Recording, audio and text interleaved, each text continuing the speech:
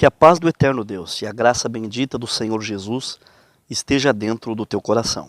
Para você que não me conhece, o meu nome é Carlos Einar e este é um canal de opinião, reflexão e análises bíblicas. Antes de eu entrar no assunto do vídeo, eu gostaria de dar um recado. Você que gosta de hinos tocados floreados, executados com belíssimos instrumentos, visite o canal do nosso irmão e amigo Aguinaldo Novaes, que é o canal Tocata Estilo Primitivo Pavão Bonito. Lá tem vários hinos, um mais lindo que o outro. Dá uma conferida, se você gostar, inscreva-se, o link estará aqui debaixo na descrição do vídeo. Um versículo do apóstolo Paulo, usado de forma descontextualizada, tem gerado analfabetos bíblicos. A letra mata, mas o espírito vivifica. Muitas denominações que não gostam de estudar a Bíblia são taxadas de igrejas de analfabetos. Vou falar sobre esse assunto logo após a vinheta. Boa parte dos inscritos aqui do canal, como eu, pertencem também à Congregação Cristã no Brasil. Do início do meu canal até um certo tempo, eu dei muita ênfase aos ensinos e doutrinas bíblicas contidas na Congregação Cristã no Brasil. No entanto, eu, por decisão própria, decidi expandir o meu conteúdo não só para crentes da Congregação Cristã no Brasil, como também membros de outras denominações, justamente para que este canal não fosse taxado de exclusivista. Porém, com todo o amor que eu tenho pela Congregação Cristã no Brasil, igreja onde eu sirvo a Deus há mais de 30 anos, existem coisas que me incomodam, não só a mim, mas outras pessoas que enxergam, não só na congregação, mas em outras igrejas que não fazem estudos da Bíblia, um analfabetismo bíblico que chega a ser gritante, um bordão que se tornou uma cultura.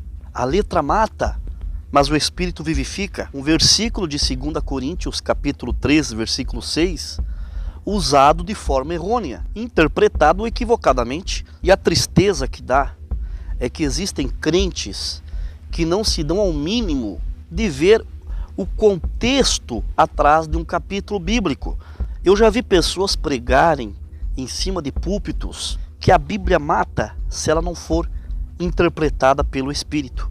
O que é interpretar pelo Espírito para algumas pessoas? É ler um texto bíblico e falar as mais diversas bizarrices em uma pregação?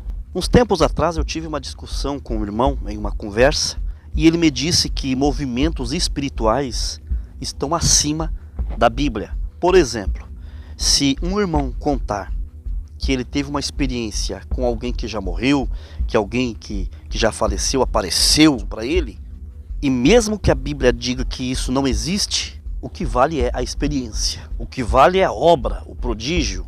Para esse tipo de crente, as escrituras e as suas referências, elas são colocadas em segundo plano, porque se as escrituras dizem algo, esse algo que diz nas escrituras é verdade.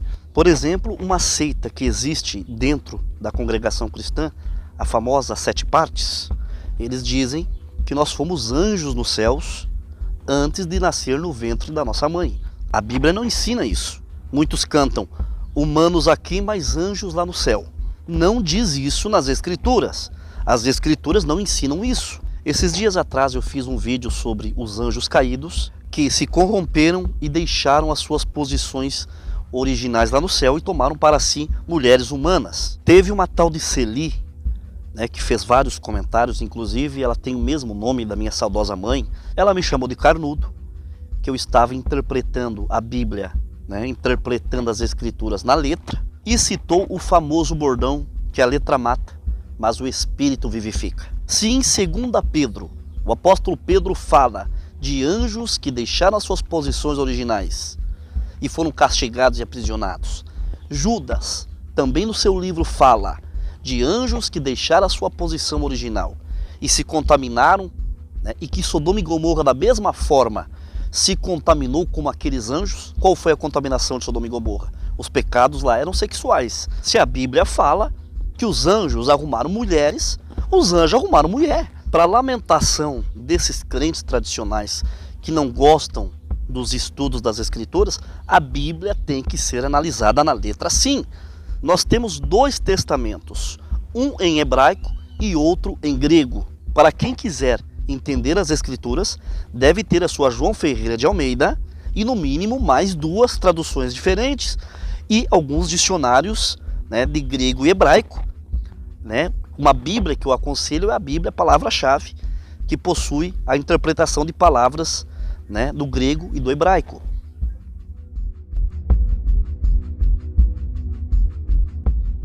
Você com uma boa Bíblia de estudo, você com boas traduções de Bíblia, você vai interpretar a Bíblia literalmente pela letra, para não sair aí falando asneiras, dizendo coisas que a Bíblia não diz. Quantas sandices que muitas pessoas que se dizem cristãs saem falando por não compreender e não entender o que diz as Escrituras. Aí acontece como Pedro alertou em 2 Pedro 1, versículo 20, que diz: sabendo primeiramente isto, que nenhuma profecia da Escritura é de particular interpretação. E muitos interpretam a Bíblia particularmente, trazendo transtorno na vida das pessoas, como no caso, o pecado de morte. É usado outro famoso bordão: a alma que pecar, esta morrerá. Esse outro famoso versículo se encontra em Ezequiel, capítulo 18, versículo 4.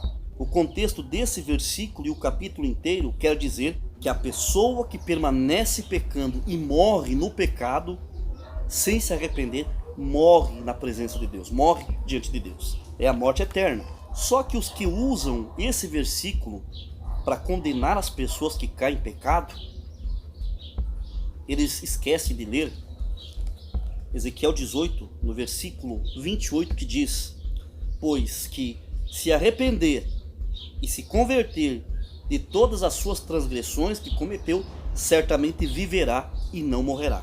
Eu não vejo os que usam o versículo de 18:4 para matar a alma das pessoas usarem esse versículo para dizer que se essas mesmas almas que conheceram o Evangelho, pecaram, mas se arrependeram e não praticaram mais o pecado, viverão, terão misericórdia. É isso que acontece por falta de conhecimento bíblico. Pessoas são feridas, machucadas. Quem não busca conhecimento bíblico das Escrituras, lendo os capítulos, procurando entender o que está por trás do capítulo, qual é o verdadeiro contexto, e entender as figuras de linguagem que se encontram na Bíblia, passa vergonha.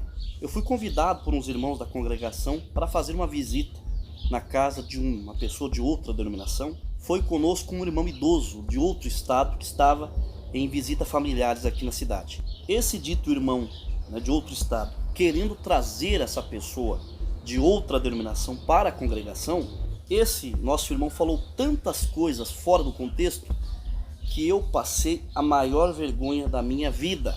E como eu iria repreendê-lo se ele já era um senhor de idade, cabeça branca? Ele fez feio, né, pelo tal conceito de interpretar a Bíblia pelo Espírito.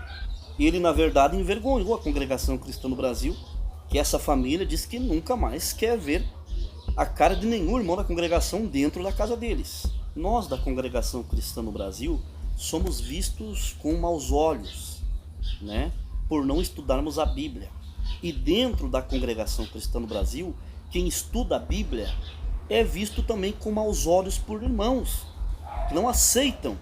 Olha, gente, presta bem atenção. Buscar conhecimento não é pecado. O conhecimento para a salvação, para a vida eterna, para perdão, está aqui dentro das Escrituras.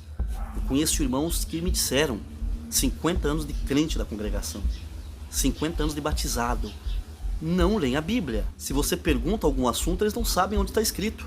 Se você fala, você sabe tal assunto assim, tal passagem da Bíblia? Não, nunca li. E quantos irmãos que estão na frente do povo atendendo os cultos e que quando vão ler a palavra, Deus me revela tal palavra, mas alguém sabe onde está escrito assim, assim, assim? Vamos mudar esse conceito? Vamos ler mais a Bíblia para nós não sermos taxados de igreja dos analfabetos? Isso é muito importante. Se até as crianças hoje dentro da congregação cristã estão recebendo escolinhas bíblicas, eu tenho fé que no futuro a congregação cristã no Brasil possa dar escola bíblica para adultos. para ser tratados diversos temas. Essa irmã que fez vários comentários ofensivos para mim no canal, ela disse, né, não fica atrás do canal do Carlos Einar, vão assistir os cultos online. Existem assuntos que eu trago aqui que não são passados na igreja nem em culto online. Eu não estou dizendo que o meu conteúdo é melhor que o da igreja. Eu estou dizendo que nós devemos estudar a Bíblia. Alguém acha que o meu trabalho aqui é em vão? Que eu estou errado em incentivar o povo a estudar a Bíblia? Mas vocês não sabem a quantidade de irmãos do ministério que mandam e-mail, que me procuram, que entram em contato comigo, pedindo que eu indique qual a melhor Bíblia de estudo, qual a melhor tradução das Escrituras para poderem aprimorar o seu conhecimento bíblico. Isso é ruim? Isso é maravilhoso.